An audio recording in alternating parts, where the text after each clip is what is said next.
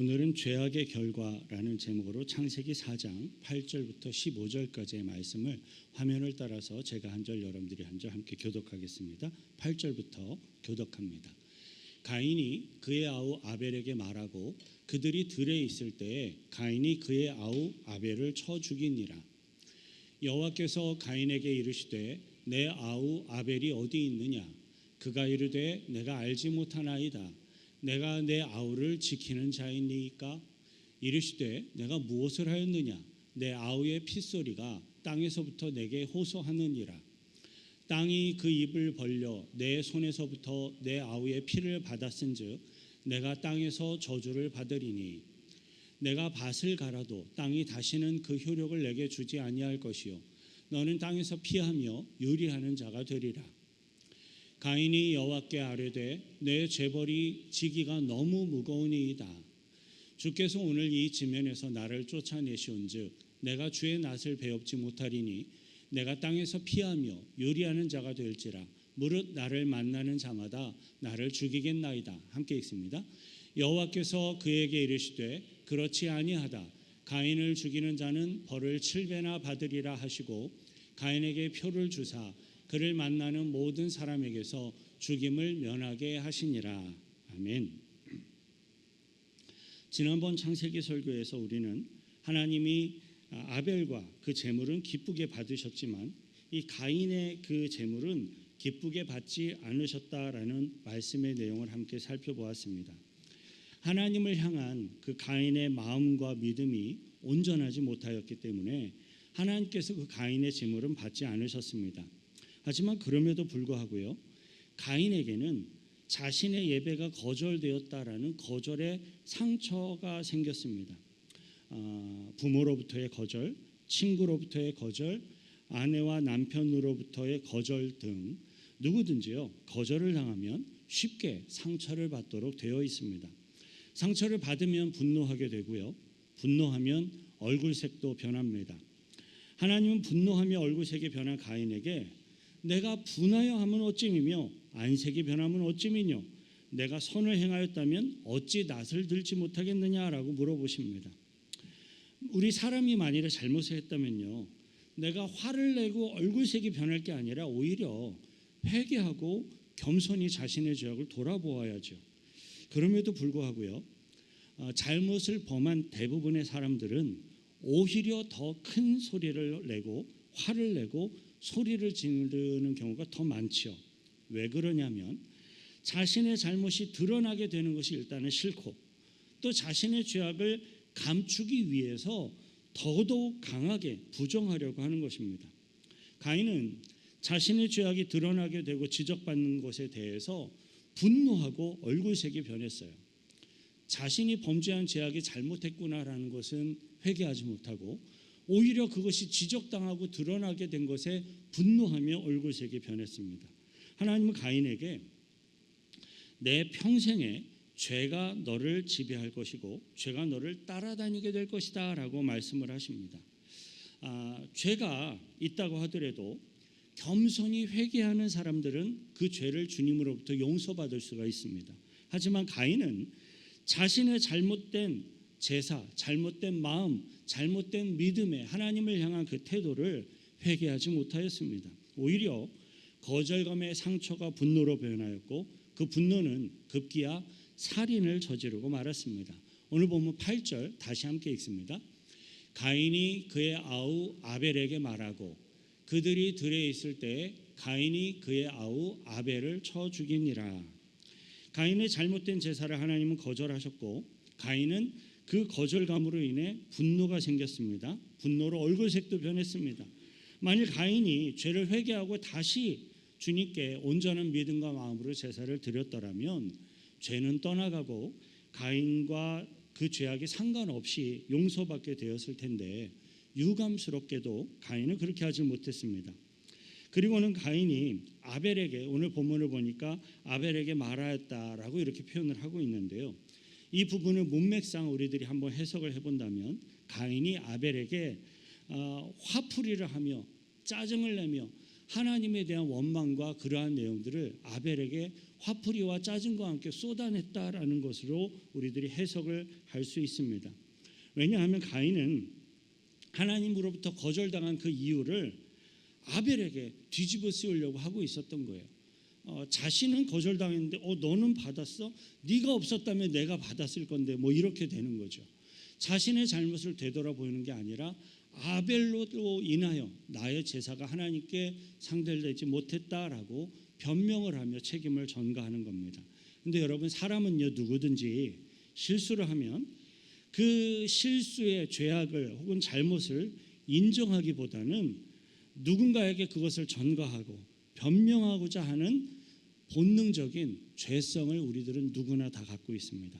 가인 역시 자신의 잘못을 인정하지 않고 하나님께 거절당한 그 죄악의 상처를 아벨에게 화풀이를 하며 오히려 그것을 보상받고자 했습니다. 그러면서 점점 세월이 흘러가면 어떻게 됐겠습니까? 가인과 아벨의 관계는 더욱더 나빠지는 그러한 관계로 흘러가게 되었을 겁니다. 어느 순간 가인은 아벨을 죽이고 싶은 마음이 생겼습니다.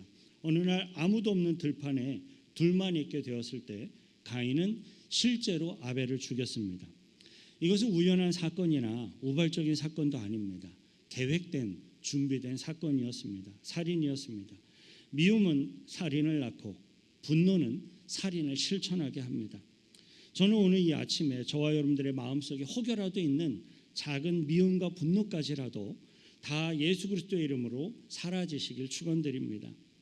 예수 그리스도의 보혈로 저와 여러분들의 마음속에 있는 모든 분노, 미움들이 다 치유되시길 축원드립니다. 본문 8절에서 우리가 한 가지 더 살펴볼 게 있는데요. 그것은 가인이 왜 아벨을 죽였는가 하는 이유입니다. 우리들이 세상에서 뉴스에서 볼 수 있는 사람들이 살인을 하는 대부분의 이유를 보면 먹을 것이나 입을 것 또는 이익이나 돈 때문이 대부분이죠.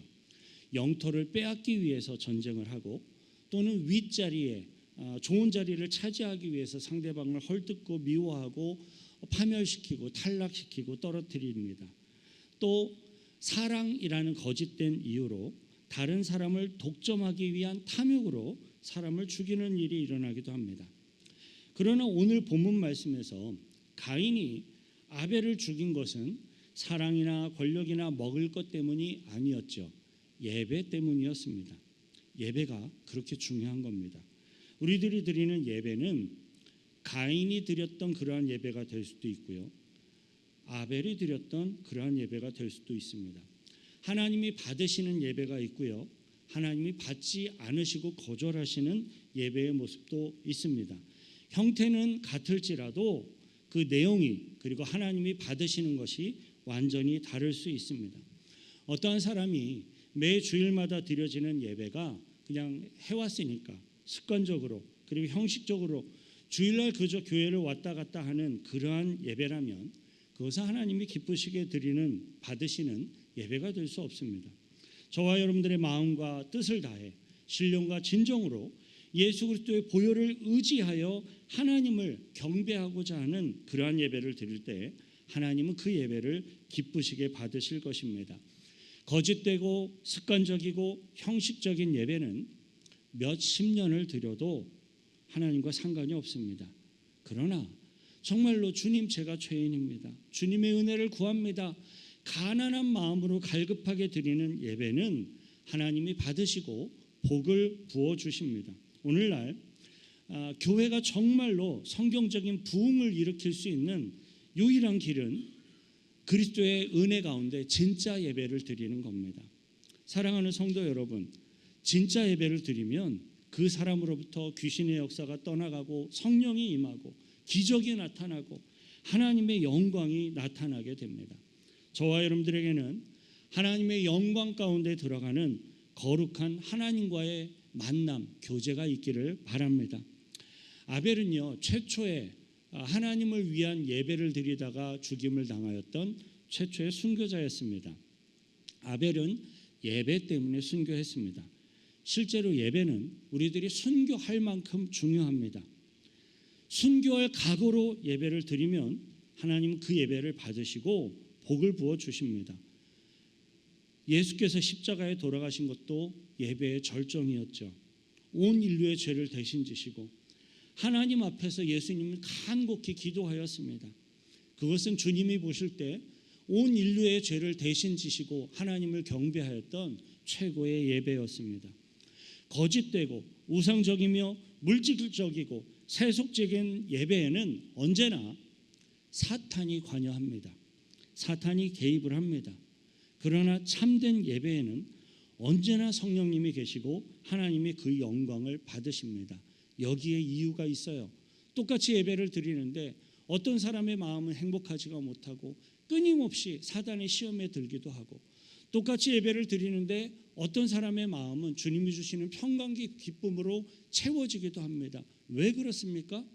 그 사람의 중심과 마음이 하나님의 뜻과 온전히 합하여 예배를 드릴 수 있을 때 성령이 임하시고 우리들에게 평강과 영원한 기쁨이 채워줄 수 있기 때문입니다.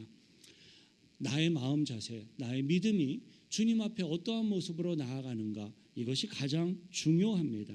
참된 예배에는 항상 언제나 성령님이 함께 계시고요, 하나님께서 그 영광을 받으십니다. 9절 함께 읽겠습니다. 여호와께서 가인에게 이르시되 내 아우 아벨이 어디 있느냐? 그가 이르되 내가 알지 못하나이다. 내가 내 아우를 지키는 자니까. 이제 가인을 향한 하나님의 질문이 시작됩니다. 이것은 사실 가만히 들여다보면 아담에게 질문을 하셨던 것과 굉장히 동일하구나라는 것을 알 수 있어요. 죄를 짓고 나서 벌거벗었음을 알고 숨어있는 아담을 하나님은 찾아가셨죠. 포기하지 않고 내가 어디 있느냐라고 부르시며 찾아가셨습니다. 그때 아담은 내가 벗었으므로 두려워하여 숨었나이다라고 도피를 하죠.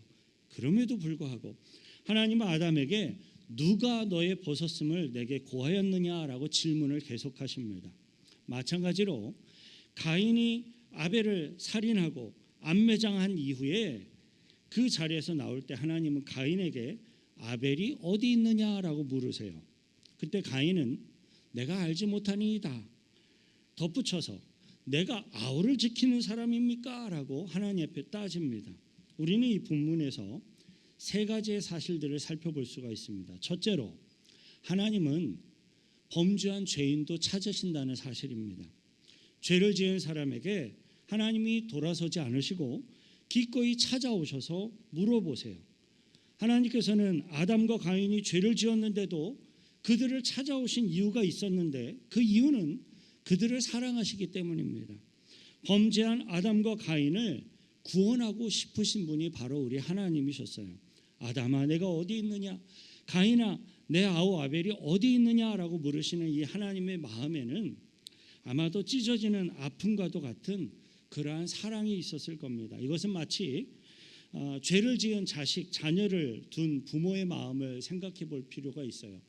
그 사랑하는 자녀를 심판할 수도 없고 그렇다고 죄를 인정할 수도 없는 부모님의 마음을 우리들이 생각해 볼 수 있을 겁니다. 하나님은 찢어지는 마음으로 가슴을 치며 가인에게 말씀하셨을 것 같아요. 가인아 아벨이 어디 있느냐? 이 물음은 가인이 회개하고 돌이키고 돌아오기를 기다리시는 하나님의 음성이었습니다. 실제로 하나님이 아벨이 어디 있는지 몰라서 묻고 계시는 게 아니죠. 몰라서 가인에게 묻고 계시는 게 전혀 아니었습니다. 하나님은 저와 여러분들을 찾아와서 질문하실 때 혹은 저와 여러분들에게 무언가 의문을 던지실 때 하나님이 뭔가 몰라서 우리들에게 물어보는 게 아니에요. 저와 여러분들이 고백하지 않아도 하나님은 모두 다 알고 계십니다. 그럼에도 불구하고 저와 여러분들의 입술로 우리들이 스스로 주님께 고백하기를 원하시는 것입니다. 두 번째로 우리가 배우는 것은 가인이 모릅니다라고 자신의 죄악을 부인을 하고 내가 아우를 지키는 사람입니까? 라고 항변을 했다고 해서 가인의 죄가 전혀 없어지지 않았다라는 사실입니다.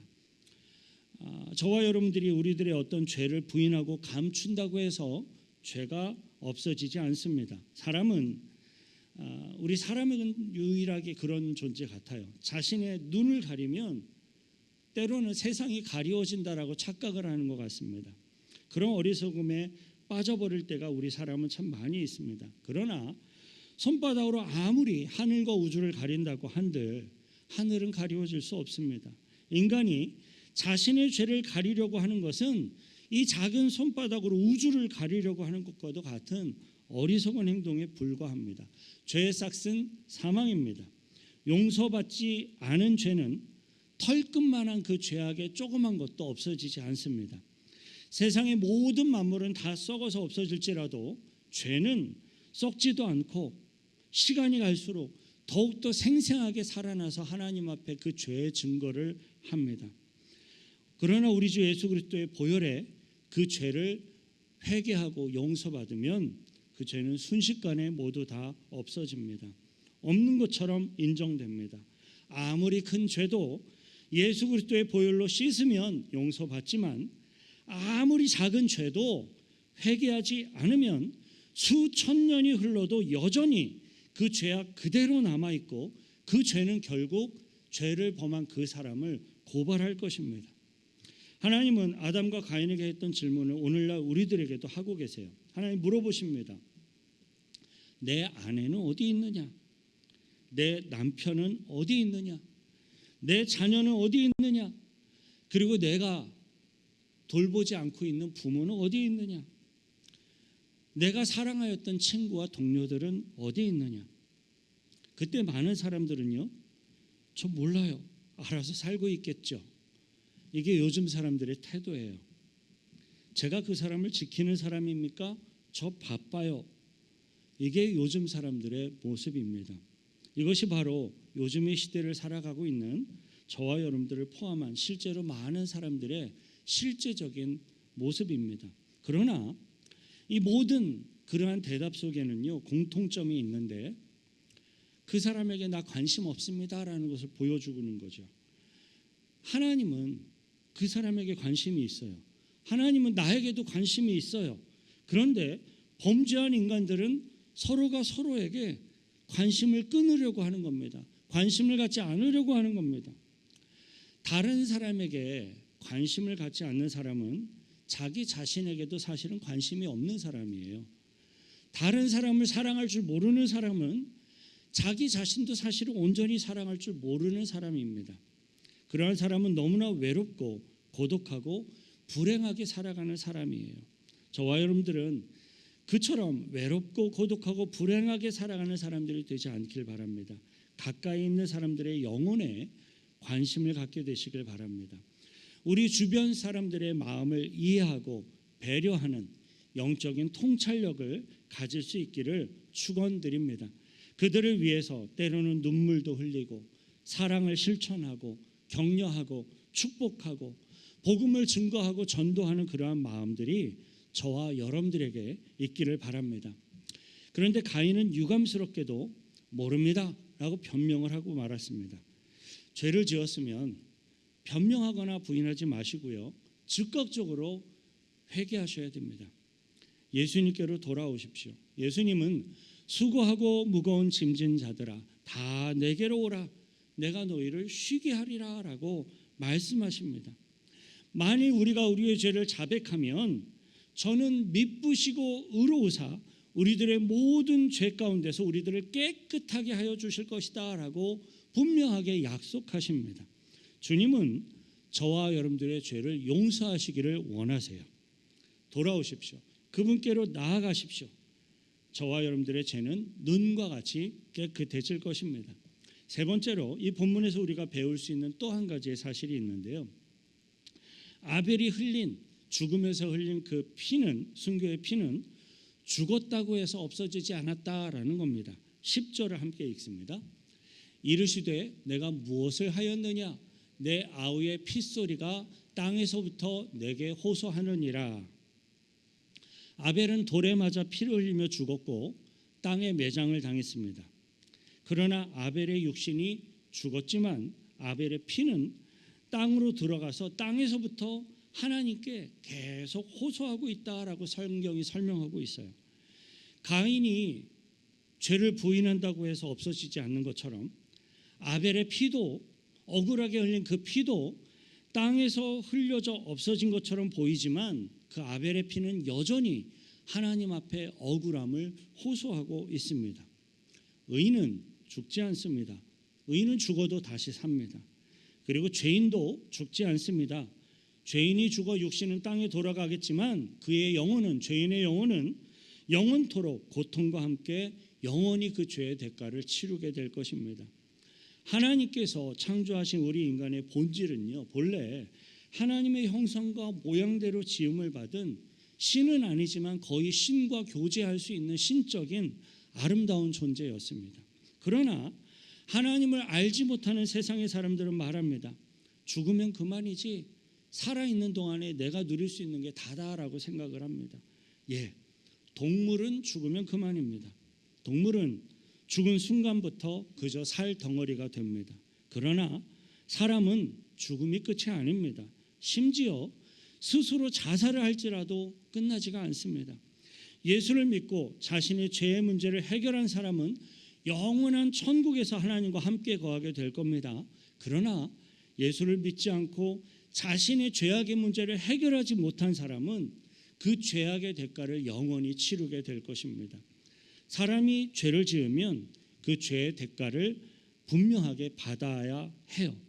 그저 몇 년 동안 형벌을 받고 끝나면 좋겠지만 그렇지가 않습니다. 마라톤 선수를 잠깐 생각해 보세요. 마라톤 선수가 달리기를 하는 것에는 결승점이 있기 때문에 열심히 뛸 수가 있는 거예요. 생각을 해보십시오. 2시간 가까이 뛰는데 얼마나 죽을 만큼 힘들겠습니까? 근데 결승점이 있으니까 그걸 참고 달려갈 수 있는 거예요. 그러나 끝이 없이 영원히 뛰기만 해야 한다고 생각해 보십시오. 얼마나 끔찍합니까? 용서받지 못하는 죄악의 결과가 바로 그와 같습니다. 이와 같이 범죄한 사람의 죄악의 대가는 끝나지 않습니다. 죽음이 끝이 아닙니다. 이 사실을 알고 나면 전도하지 않을 수가 없어요. 누가복음 11장 50절 51절 함께 읽습니다. 창세 이후로 흘린 모든 선지자의 피를 이 세대가 담당하되 곧 아벨의 피로부터 제단과 성전 사이에서 죽임을 당한 사가랴의 피까지 하리라. 내가 너희에게 이르노니 과연 이 세대가 담당하리라. 창세 이후로 흘린 모든 선지자의 피. 성경을 보니까 아벨은 성경에서 나타난 첫 번째 선지자 레벨, 제사장 레벨이었습니다. 선지자의 반열에 올라가 있는 사람이 아벨이었습니다. 그리고 그 아벨의 피는 죽음으로 끝나지 않았고 그 피가 계속해서 소리를 지른다는 겁니다. 여러분, 부활을 믿으셔야 됩니다. 우리는 죽음으로 끝나지 않습니다. 우리가 예수를 믿었다는 사건은 지금 우리들이 크게 느껴지지 않지만 우리들이 주님을 맞이할 그때가 되면 굉장히 가장 강렬한 큰 사건으로 다가올 것입니다. 우리들이 거의 매일같이 먹는 계란 생각해 보시죠. 유정란과 무정란이 겉으로 봐서는 구별이 거의 불가능합니다. 그러나 암탉의 품에 들어가고 때가 되면 달라집니다. 때가 되면 어떤 계란에서는 생명이, 계란 병아리가 태어나지만 어떤 계란은 썩어버리죠. 우리가 살아있는 동안에는 알 수 없지만 육체의 죽음이 오거나 주님이 다시 올 때, 우리들이 주님께 부름받을 그때가 되면 한 영혼은 영원한 천국으로, 또 어떤 영혼은 영원한 지옥으로 가게 될 것입니다. 영원한 지옥이 있다는 사실도 믿으셔야 합니다. 그리고 저와 여러분들에게 천국에 갈 믿음과 확신이 있기를 축원드립니다. 혹시라도 그런 믿음이, 확신이 없는 분들은 지금 이 시간도 늦지 않았습니다. 예수 그리스도의 십자가 구원의 복음을 믿으십시오. 예수 그리스도를 믿음으로 말미암아 죄악을 용서받고 저와 여러분들의 영혼이 천국으로 갈 줄 믿습니다. 본문 11절 함께 읽습니다. 땅이 그 입을 벌려 내 손에서부터 내 아우의 피를 받았은즉 내가 땅에서 저주를 받으리니. 우리 인간들의 죄악이 땅에다가 피를 쏟았기 때문에 땅은 인간을 저주하게 되었습니다. 이 지상에 존재하는 인류의 삶을 가만히 살펴보면요, 사실은 저주가 아닌 것이 별로 없습니다. 질병, 고통, 아픔, 배신, 싸움, 갈등으로 계속되어지고 있는 것이 인류의 역사예요. 우리는 저주를 이렇게 뿜어내고 있는 그러한 삭막한 이러한 세상에서 예수 없이 혹은 하나님 없이는 단 한순간도 살아 숨쉴 수가 없는 사람들입니다. 저와 여러분들에게는 예수 그리스도의 십자가 구원의 복음으로 이 땅이 뿜어내고 있는 이 모든 저주가 다 끝나기를 축원드립니다. 우리 인간들이 범죄한 죄악으로 인해 땅은 인간에게 저주를 합니다. 저주를 줍니다. 그러나 예수 그리스도의 십자가 구원의 복음을 믿고 회개하며 구원받은 자들에게는 저주가 사라지고 질병과 갈등이 사라지고 영원한 평안이 임하는 거예요. 이야기를 들으면서 목사님 저 병이 있는데 하는 분도 오해할까 봐 조금 설명을 드릴게요. 지금 육신을 입고 있는 동안 질병이 있을 수 있어요. 걸릴 수도 있어요. 그러나 본질적으로는 우리는 그것으로부터 자유함을 이미 얻었습니다. 질병에 묶여서 평생토록 계속하는 게 아니에요. 육신은 언젠가는 사그러들겠죠. 그러나 그때가 되면 모든 질병으로부터 우리는 자유로워집니다. 모든 죄악으로부터 고통으로부터 자유로워집니다. 그러나 그 자유를 얻지 못한 이들은 현재 누리고 있는 혹은 당하고 있는 질병과 고통과 억압이 더욱더 끔찍한 지옥의 그 죄악의 징벌로 연결되어질 수밖에 없는 거예요. 예수 그리스도를 믿는 자들에게는 그래서 모든 것으로부터 자유함을 누리고 있는 그러한 은혜가 이미 임한 것입니다. 12절 우리 함께 읽겠습니다. 내가 밭을 갈아도 땅이 다시는 그 효력을 내게 주지 아니할 것이요 너는 땅에서 피하며 유리하는 자가 되리라. 살인한 피를 받은 땅이 인간에게 뿜어내고 있는 첫 번째 저주는 밭을 갈아도 예전처럼 그런 효력이 없는 거예요. 전에는 땅을 갈면 그냥 무조건 농사가 다 잘 됐어요. 죄를 짓고 난 이후에는 무엇을 해도 잘 되질 않습니다. 예전에는 비료 안 줘도 잘 됐대요. 땅을 그렇게 막 심하게 갈지 않아도 풍성한 열매가 맺었대요. 그러나 지금은 비료를 주면 잠깐 올라오는 것 같지만 질병에 해충에 또는 뜨거운 태양볕에 농사가 힘들고 예전처럼 에덴 동산에서의 그 풍성한 열매를 우리는 결코 얻지 못하는 상태가 된 겁니다. 두 번째로 땅에서 피하며 유리하는 방황하는 자가 될 것이다 라고 이야기를 합니다. 이것은 허무한 방황이에요. 인생에 가장 큰 저주가 있다면 끝이 없는 방황입니다. 시작은 있는데 태어남은 있는데 자신이 어딜 향해 지금 나아가고 있는지 몰라요. 끝이 없는 방황입니다. 여호와 하나님을 알지 못하는 사람들에게는 그러한 방황이 있습니다. 방황이라는 말을 문학적으로 생각해 보면 어떻게 보면 아름다운 말처럼 들려집니다. 그러나 실존적으로는 죽음을 의미합니다. 그러나 하나님의 집에는 안식이 있어요. 방황의 끝이 있습니다. 하나님은 저와 여러분들을 편안하게 천국으로 영접하실 것입니다.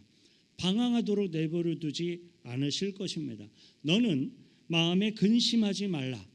하나님을 믿으니 또 나를 믿으라. 내 아버지 집에는 거할 곳이 많도다. 예수님이 매우 분명하게 약속해 주셨습니다. 인생의 본질적인 방황을 끝내시고 하나님 안에서 영원한 안식과 평안을 누리시길 축원드립니다. 13절 14절 함께 읽습니다. 가인이 여호와께 아뢰되 내 죄벌이 지기가 너무 무거우니이다. 주께서 오늘 이 지면에서 나를 쫓아내시온즉 내가 주의 낯을 배웁지 못하리니 내가 땅에서 피하며 유리하는 자가 될지라. 무릇 나를 만나는 자마다 나를 죽이겠나이다.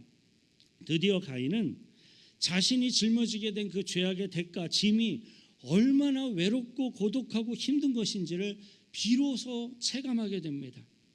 전에는 죄에 대해서 아무런 생각 없이 살았습니다. 그런데 실제로 죄의 무거운 짐에 눌려보고 나서야 비로소 그 죄악의 심각성을 깨닫게 된 겁니다. 가인은 하나님께 자신이 지게 된 그 죄악의 대가와 징벌을 감당할 수 없습니다라고 고백을 해요.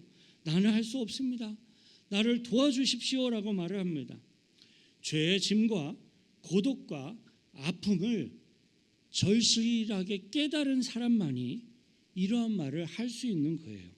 가인은 비로소 영적인 죄의 무게를 깨닫기 시작했습니다. 이것조차도 하나님의 은혜예요. 그때서야 비로소 하나님께 도움을 요청하고 있는 거예요. 사랑하는 성도 여러분, 저와 여러분들은 가인처럼 인생 채찍과 인생 막대기를 경험하고 나서야 비로소 하나님께 도움을 요청하는 사람들이 되지 않기를 바랍니다. 단지 평안함 속에서도 하나님이 세미하게 말씀하시는 그 말 한마디를 듣고 즉각적으로 돌이켜야 할 것이 있다면 즉각적으로 돌이키고 회개해야 할 것이 있다면 즉각적으로 회개하고 하나님의 뜻을 분별하여 그 하나님의 뜻을 행할 수 있는 사람들이 되시길 축원드립니다. 15절 함께 읽습니다. 여호와께서 그에게 이르시되 그렇지 아니하다. 가인을 죽이는 자는 벌을 7배나 받으리라 하시고 가인에게 표를 주사 그를 만나는 모든 사람에게서 죽임을 면하게 하시니라. 죄를 지은 가인에게 하나님은 표를 주시고 죽음을 면하게 해주셨습니다. 하나님의 은혜예요. 하나님은 죽을 수밖에 없는 죄인에게 하나님의 아들 예수 그리스도를 보내주셨습니다.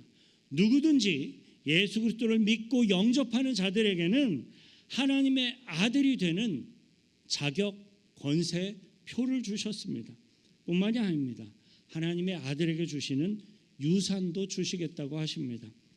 사랑하는 성도 여러분, 이 시간 저와 여러분들 모두가 다 예수 그리스도의 그 은혜 앞으로 다 나아갈 수 있기를 바랍니다. 축원드립니다.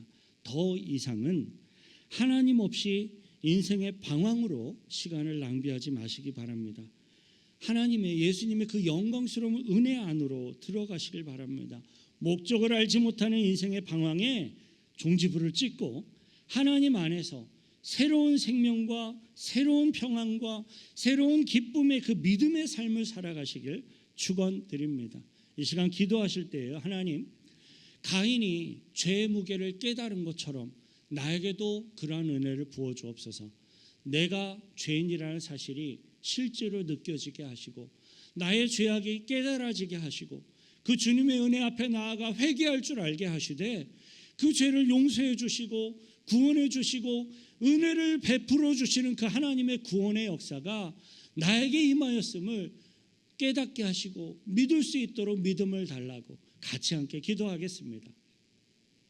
거룩하신 구주의 하나님 아버지요, 가인이 비록 범죄하였을지라도 자신의 죄의 무게를 깨달을 수 있게 되었던 그것조차가 하나님의 은혜요 하나님의 큰 사랑이라는 것을 다시 한번 깨닫습니다.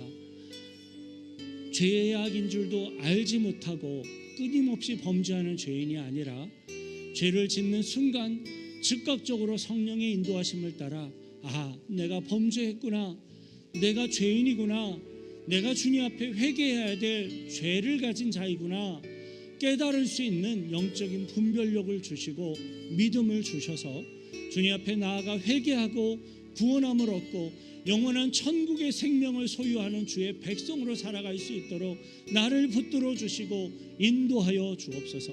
불필요한 인생 채찍과 막대기에 시달리는 삶을 살게 하지 마시고 주님이 하나님의 말씀을 통해 말씀하실 때 평안할 때에도 즉각적으로 나의 죄악을 깨닫고 돌이킬 줄 알며 하나님의 뜻을 분별할 줄 아는 믿음의 삶을 살 수 있도록 도와주옵소서. 하나님 아버지, 우리들에게 믿음을 주셔서 삶의 목적과 의미를 알지 못하는 인생의 방황이 끝나게 하옵소서.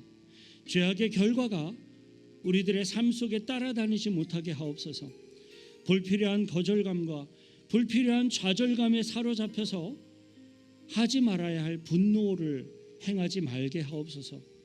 우리들이 이 세상의 삶을 살아가는 동안에 분노할 만한 일이 있을지라도 능히 참게 하시고 그리스도 안에서 능력과 기쁨으로 이겨내게 하옵소서.